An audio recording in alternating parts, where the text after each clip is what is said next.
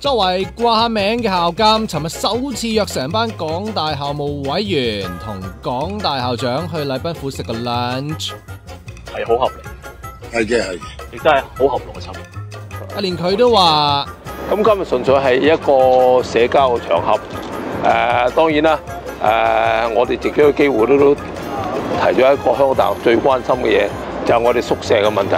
其他第二樣咧就係講下普通日常我哋嘅生活啦、食嘢啊。各方面嘅嘢冇乜特別嘢係講嘅。話餐飯呢完全冇講過陳文敏法律學院同學院風波，但有人就形容尋日餐飯係攤牌飯局啊！間呢幾日親政府報紙係咁批鬥陳文敏，反對佢做副校長，加埋劉進圖尋日寫文，爆有極具影響力嘅政府中人打去校務委員會，要求否決陳文敏做副校長嘅建議，形容港大學術自主受到前所未有嘅威脅啊！根據劉進圖嘅分析，空靈只係第一步，跟住就係研究炒咗戴耀廷魷魚啦。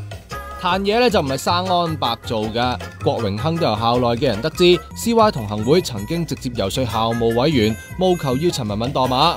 佢兩個就話冇收過電話，張其中更加話如果有人打嚟，一定抦佢，再話俾記者知話。若然屬實呢，就係好粗暴咁樣干預校自主同學術自由啦。希望佢重申翻呢，佢哋係絕對唔會做呢類咁樣嘅事咯。亦都覺得呢啲係完全唔恰當噶咯。佢覺得如果係真嘅，仲嚴重過當年民調風波啊！港大學生會就發聲明話，擔心有人從中作梗，所以發起聯署，要校務委員會公開相關遴選嘅文件，同堅守能者居之嘅原則，唔容許政治干預。已經有600人簽咗噶啦。港大就話冇收到相關消息，而最大嫌疑嘅特首辦到截稿都未有回覆啊！